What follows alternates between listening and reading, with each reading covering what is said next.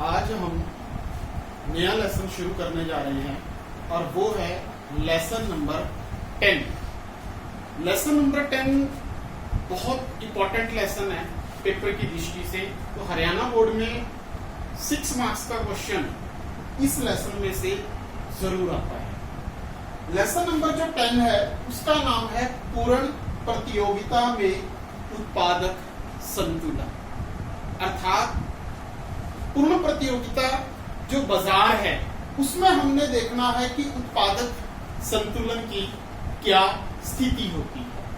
तो उत्पादक संतुलन ये हम बाद में देखेंगे। सबसे पहले हम बात करते हैं पूर्ण प्रतियोगिता बाजार क्या है। तो पूर्ण प्रतियोगिता जो बाजार होता है एक ऐसा बाजार होता है जिसमें किसी समरूप वस्तु के बहुत सारे क्रेता तथा बहुत सारे विक्रेता होते हैं। किसी समरूप वस्तु के बहुत सारे क्रेता तथा बहुत सारे विक्रेता होते हैं।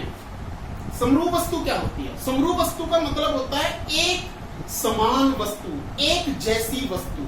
अर्थात इस बाजार में जो वस्तु बेची जा रही है उस बेची जाने वाली वस्तु में किसी प्रकार का कोई अंतर नहीं होता है। ना तो वो अंतर उनमें रंग के आधार पर होता है, ना गुणों के आधार पर होता है, ना पैकिंग के आधार पर होता है। किसी भी आधार के ऊपर बेची जाने वाली वस्तु में अंतर नहीं होता है। उसको हम बोलते हैं समरूप वस्तु, होमोजेनियस कमोडिटी। तो इस समरूप वस्तु के बहुत सारे क्रेता होते हैं। अर्थात वस्तु को खरीदने वाले भी बहुत ज्यादा हैं और वस्तु को बेचने वाले भी क्या हैं, बहुत ज्यादा है। इस बाजार में, पूर्ण प्रतियोगिता बाजार में वस्तु की कीमत उद्योग द्वारा तय की जाती है। ये खास बात है इस बाजार की। खास बात कि जो वस्तु की कीमत है, अर्थात फर्म्स जो वस्तु प्रोड्यूस करके मार्केट में बेच रहे हैं उस वस्तु की जो कीमत है वो उद्योग तय करता है, इंडस्ट्री तय करती है। मतलब फर्म और उद्योग इनमें डिफरेंस होता है। फर्म जो उत्पादन करती है और उत्पादन करके बाजार में बेचती है, दैट इज फर्म। उद्योग होता है फर्मों का समूह कि जब कई फर्में इकट्ठी हो जाएं, उनका समूह बनता है, उनका जो ग्रुप बनता है, दैट इज उद्योग। तो उत्पादन फर्म कर रही है लेकिन उस वस्तु की कीमत जो फर्म ने प्रोड्यूस किया, उत्पादित किया, उसकी कीमत उद्योग तय कर रहा है। और उद्योग ने जो कीमत तय कर दी वो फाइनल है। सभी फर्में उस कीमत को स्वीकार कर लेती हैं और स्वीकार करके उसी एक कीमत के ऊपर बाजार में वस्तु को बेचती हैं। इसलिए पूरे बाजार में वस्तु की एक ही कीमत प्रचलित होती है। तो पूरे बाजार में वस्तु की एक ही कीमत प्रचलित होने के कारण जो है इस बाजार में वस्तु जो है एक ही कीमत के ऊपर बेची जा रही है। तो पूर्ण प्रतियोगिता बाजार में जो अर्थ है वो यही लिखना, मैं रिपीट कर रहा हूं फिर भी कि क्या इसका अर्थ होता है। तो पूर्ण प्रतियोगिता बाजार वह बाजार है जिसमें किसी समरूप वस्तु के बहुत सारे क्रेता तथा बहुत सारे विक्रेता होते हैं। वस्तु की कीमत उद्योग द्वारा तय की जाती है। सभी फर्म्स उस कीमत को स्वीकार करती हैं और पूरे बाजार में वस्तु की एक ही कीमत प्रचलित होने की प्रवृत्ति पाई जाती है। ये पूर्ण प्रतियोगिता का अर्थ है। अब बात करते हैं हम एग्जाम्पल कि इस बाजार में ऐसी कौन सी वस्तु है जो पूर्ण प्रतियोगिता बाजार में बेची जाती है। तो अगर हम एग्जाम्पल की बात करें तो इस बाजार की कोई ठोस उदाहरण हमें देखने को नहीं मिलती। ये ठोस उदाहरण नहीं है। मतलब ये है कि हमें अपने आसपास ऐसी कोई वस्तु नजर नहीं आती है जो पूर्ण प्रतियोगिता में बेचने की स्थिति में देखी जाए। तो लेकिन फिर भी हम कुछ इमेजिन कर लेते हैं, जैसे गेहूं है या अन्य अनाज है। वो वस्तुएं पूर्ण प्रतियोगिता में आती हैं, क्योंकि अक्सर देखा जाता है कि अनाज की कीमत जो है एक जैसी प्रचलित होती है और सारे विक्रेता उसी एक कीमत के ऊपर अपने अनाज को बेचते हैं। लेकिन ये सिर्फ हम एक धारणा है कि ये एग्जाम्पल है पूर्ण प्रतियोगिता बाजार की, लेकिन इसकी ठोस उदाहरण नहीं मानी जाती है। अर्थशास्त्रियों ने इस बाजार की सिर्फ एक इमेजिनेशन की है, एक कल्पना की है कि इस तरह का बाजार होता है, तो इसलिए इसकी ठोस उदाहरण नहीं है। अब हम जो है बात करते हैं कि जो इस बाजार की विशेषताएं कौन कौन सी हैं, तो इसकी विशेषताओं की बात करते हैं। सबसे पहली जो विशेषता आती है वो आती है कि अनेक क्रेता तथा विक्रेता, अर्थात कि इस बाजार में वस्तु को खरीदने वाले अर्थात क्रेता उनकी संख्या भी बहुत ज्यादा है, वस्तु को बेचने वाले अर्थात विक्रेता उनकी संख्या भी क्या है, बहुत ज्यादा होती है। खरीदने वाले भी ज्यादा हैं, बेचने वाले भी ज्यादा हैं। अब अगर हम खरीदने वालों की बात करें, मान लो कोई क्रेता जो है वस्तु की मांग को कम कर दे, कोई एक क्रेता वस्तु की मांग को कम कर दे, तो पूरे बाजार की मांग के ऊपर उसका कोई विशेष या खास प्रभाव नहीं पड़ता है। इसी तरह से जो विक्रेता हैं वो भी बहुत सारे हैं। अगर मान लो कोई विक्रेता वस्तु की पूर्ति को बाजार में कम कर दे, तो पूरे बाजार की पूर्ति के ऊपर उसका कोई खास विशेष प्रभाव जो है वो नहीं पड़ता है। तो इसलिए इस बाजार की जो विशेषता है, क्रेताओं तथा विक्रेताओं की अधिक संख्या वो देखने को मिलती है। दूसरी जो विशेषता इसकी आती है वो आती है समरूप वस्तुएं। तो समरूप वस्तुएं अभी मैंने बताया था, मतलब एक समान वस्तुएं। तो इस बाजार में जो वस्तुएं बेची जाती हैं वो सभी एक समान वस्तुएं, एक जैसी वस्तुएं बेची जाती हैं।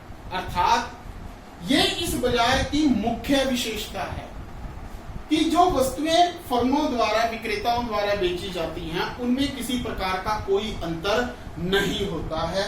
सभी विक्रेता एक जैसी वस्तु बेच रहे हैं, उनमें अंतर ना वस्तु के रंग के आधार पर होता है, ना वस्तु में गुणों के आधार पर होता है, ना वस्तु में ब्रांड के आधार पर होता है। किसी भी आधार के ऊपर बेची जाने वाली वस्तु में कोई अंतर नहीं पाया जाता है। सभी विक्रेता एक जैसी वस्तु बाजार में बेच रहे हैं। तीसरी जो विशेषता आती है इस बाजार की, खास विशेषता है वो भी क्या, फर्म कीमत स्वीकारक है। फर्म कीमत स्वीकारक है, ना कि कीमत निर्धारक। मतलब कि इस बाजार में जो फर्म है, firm is price taker not price maker. मतलब फर्म कीमत को तय करने वाली नहीं है, फर्म कीमत को स्वीकार करने वाली है कि जो कीमत उद्योग ने तय कर दी। अब इस बाजार में जो वस्तु प्रोड्यूस हो रही है, काम फर्म का प्रोड्यूस करने का, लेकिन उस वस्तु की कीमत को तय करने का अधिकार केवल उद्योग के पास है। उद्योग जो है वो अपनी मर्जी से कीमत तय करेगा। जो कीमत उद्योग ने तय कर दी, सभी फर्मों को वो कीमत स्वीकार करनी ही पड़ेगी। चाहे उद्योग कीमत कम तय करे, चाहे उद्योग कीमत ज्यादा तय करे, वो सभी फर्मों को जो है स्वीकार करनी पड़ेगी। तो इसलिए फर्म जो है वो कीमत स्वीकारक होते हैं, वो कीमत को निर्धारित करने वाले नहीं होते हैं और सभी फर्में उस कीमत को स्वीकार करके एक ही कीमत के ऊपर पूरे बाजार में वस्तुओं को जो है वो बेचते हैं। इसी तरह से अगली जो विशेषता आती है वो आती है, जो खास इस बाजार की विशेषता है वो है पूर्ण ज्ञान।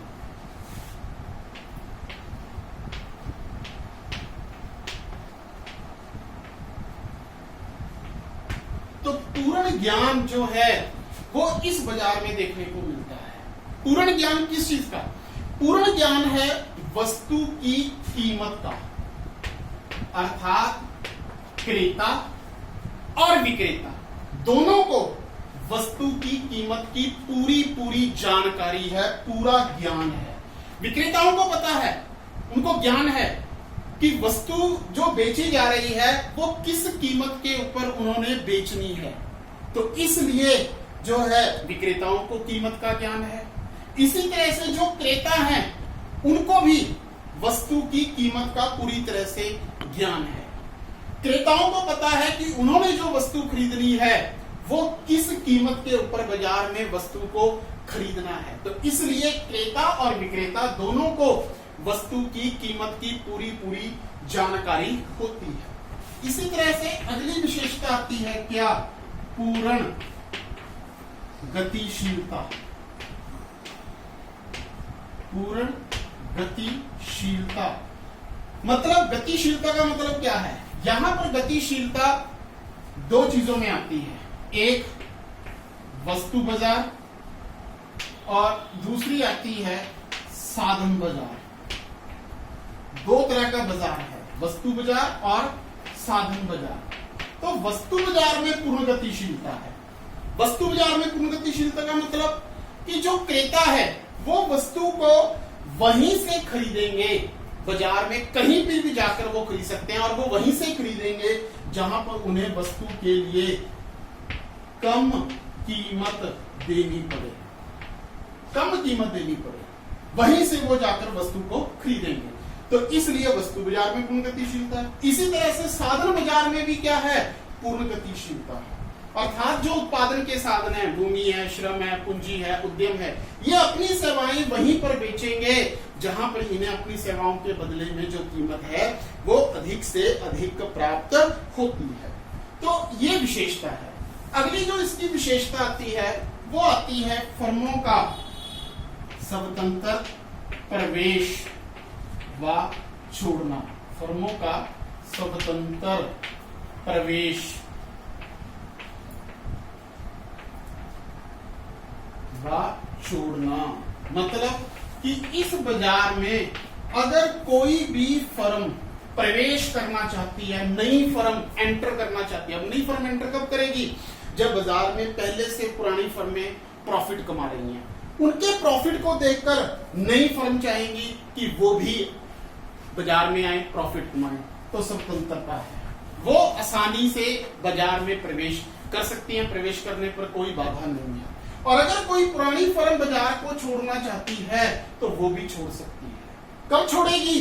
जब उसे लॉस हो रहे हैं बाजार में, तो वो उत्पादन नहीं करेगी, बाजार को छोड़ेगी। तो वो अगर छोड़ना चाहती है बाजार को तो छोड़ सकती है। उसके छोड़ने के ऊपर भी किसी प्रकार का कोई भी जो है बाधा, किसी प्रकार का कोई भी जो प्रतिबंध है वो देखने को नहीं मिलता। तो इसलिए इस बाजार की एक विशेषता फर्मों का स्वतंत्र प्रवेश व छोड़ना भी पाया जाता है। अगली जो इस बाजार की विशेषता आती है वो है अतिरिक्त यातायात लागत का अभाव। अतिरिक्त यातायात लागत का अभाव मतलब कि इस बाजार में जो अतिरिक्त यातायात लागत है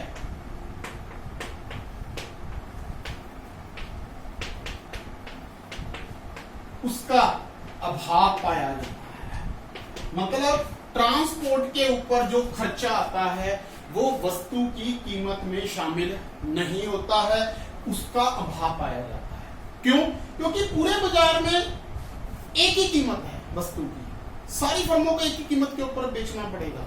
अगर यातायात लागत को हम शामिल कर देंगे तो वस्तु की कीमत में डिफरेंस आ जाएगा। लेकिन बाजार कहता है कि कीमत में तो डिफरेंस होना ही नहीं चाहिए, एक ही कीमत है जो उद्योग ने तय कर दी। तो इस कारण उस यातायात लागत को वस्तु की कीमत में जो है वो कभी भी शामिल नहीं किया जाता है। तो ये इस बाजार की जो है विशेषता है। अगली विशेषता आती है स्वतंत्र निर्णयों का अभाव। मतलब कि कोई भी फर्म अपनी मर्जी से कोई भी निर्णय नहीं ले सकती। जैसे कितनी मात्रा में उत्पादन करना है, फर्म निर्णय नहीं ले सकती। किसको अधिकार है? उद्योग को। किस कीमत के ऊपर वस्तु को बेचना है, यह भी निर्णय उद्योग लेता है, फर्म नहीं ले सकती। कितने साधनों को काम पर लगाकर उत्पादन करना है, यह निर्णय भी उद्योग लेता है, फर्म नहीं ले सकती। तो कहने का मतलब फर्म किसी प्रकार का कोई निर्णय नहीं ले सकती है। सभी निर्णय लेने का अधिकार केवल किसको है?